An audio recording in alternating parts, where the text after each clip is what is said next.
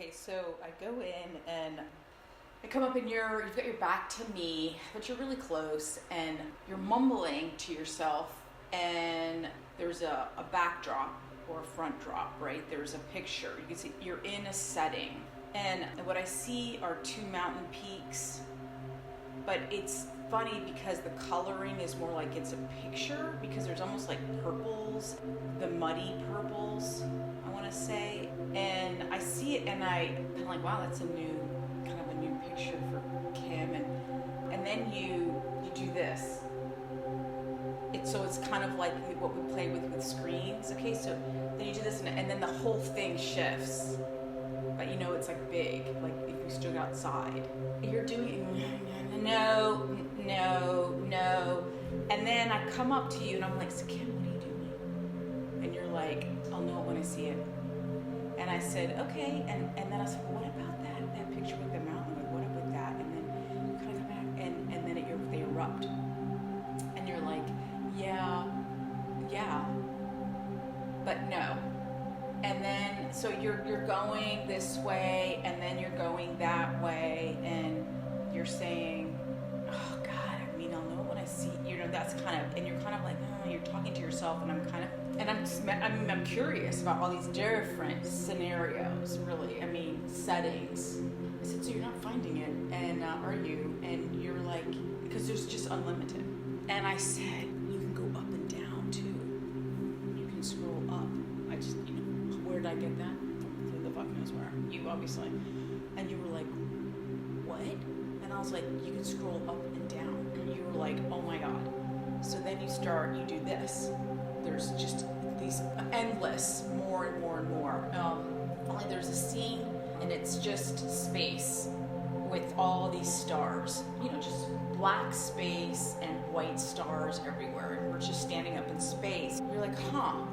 And I was like, well, okay. And I'm looking around. I'm like, yeah. And I said, there's a lot of options here. You know that this is forever.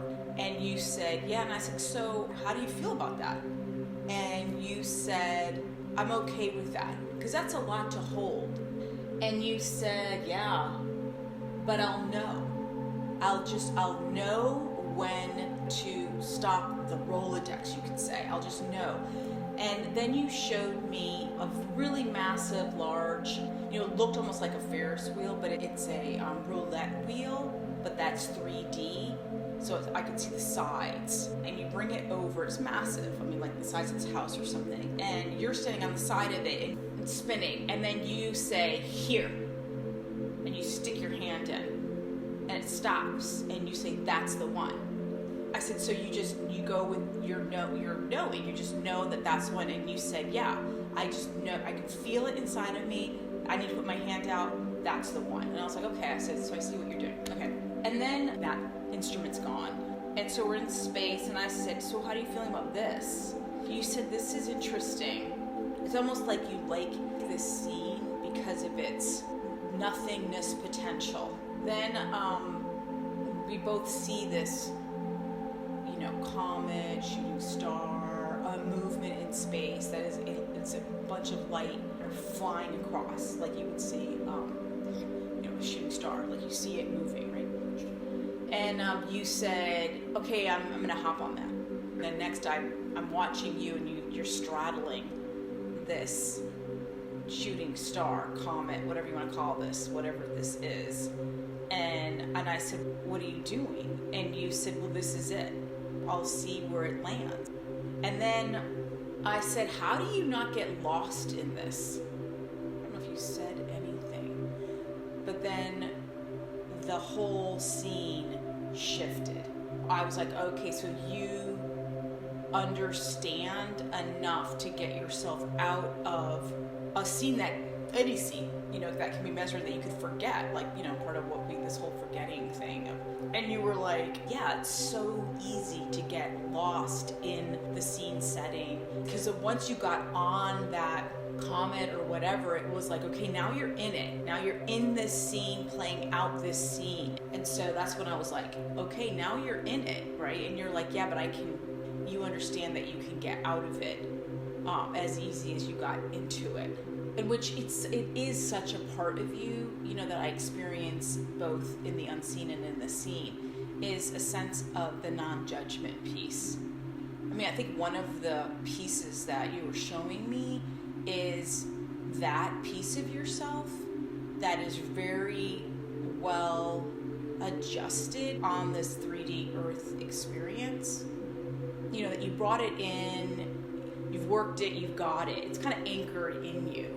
You definitely have the ability to take that step back and see things from a different vantage point. But also what I got, you're at this place, I would say right now, since we're getting it right now, of a remembering the choices, like remembering if something's not feeling right, you can shift and change it.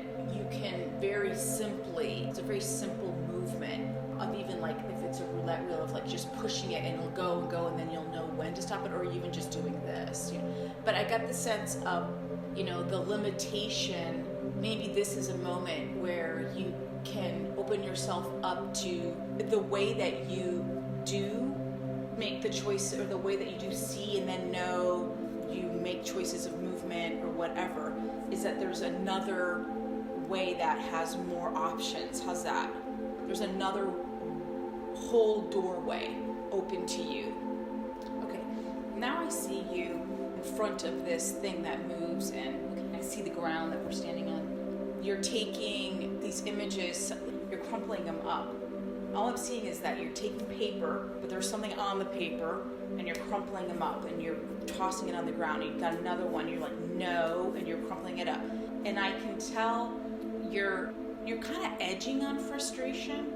And the frustration is part of the feeling the enclosure of the creation, or what the picture that you're in, chosen to plop yourself into. You are looking down and you're crumpling it down. So now you're focused on what's not working, and the crumpling and the paper and throwing away, and you've kind of lost sight of, wait a minute, there's this whole other. The frustration of, I'll know when I see it, why aren't I seeing it?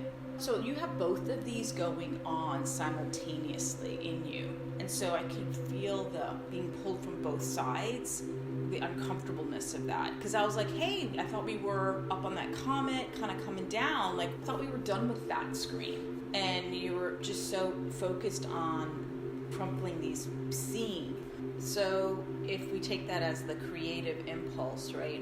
The sense would be that there's a feeling of, it kind of reminds me of what comes to my mind is I keep on hearing this word muse. Muses, be it a female, male, whatever, or a thing, or a place, or a city, or whatever it is, right?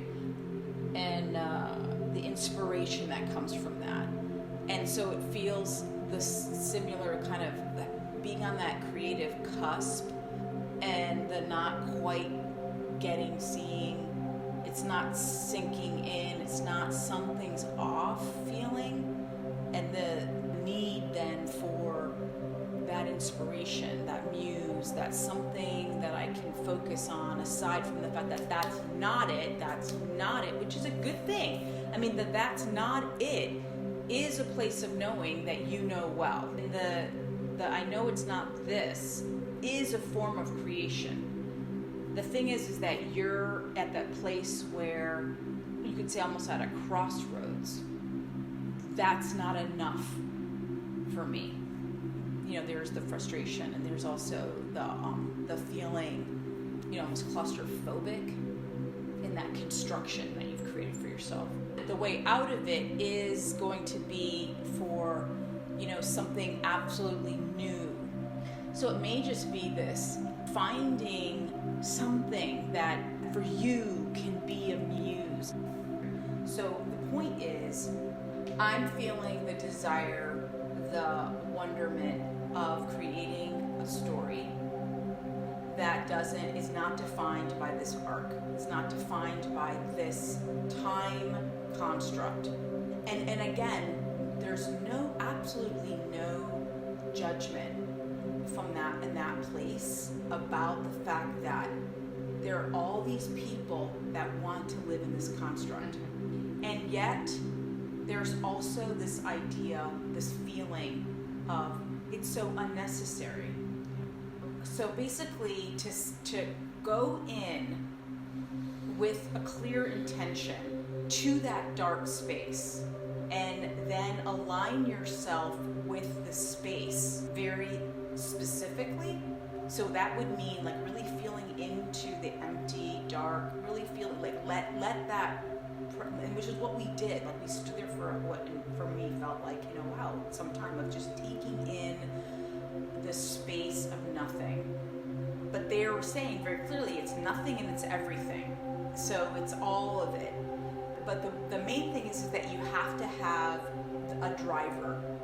So you come into the space with a desire, not intention necessarily, but then a feeling. You have to be really, really specific about what are you really wanting for yourself. And for yourself, then the trickle effect of others, all of that kind of stuff. And so part of cleaning house is seeing it all, and then being very more tight within ourselves. So stepping out and being, part of that waking up out of the constructs of any situation that you're in. And this one, it has a lot to do with time. Stepping out of it, the process is this cleaning up of self, this cleaning up of fields of energy, and then understanding that being able to in any instant shift and change out of, okay, that's stepping out of time. No, not want that, not. Meaning I am the driver here. I am not the passenger. Then the next thing is that the desire then is to become a full-blown creator in the midst of deep construct. So that's here on the planet Earth. Stepping away from construct and understanding and waking up in construct. So now you've done that. So the next piece is I want more. I want to stay here and I want more. This is this place where you're at now. And the way to do that is this dark space.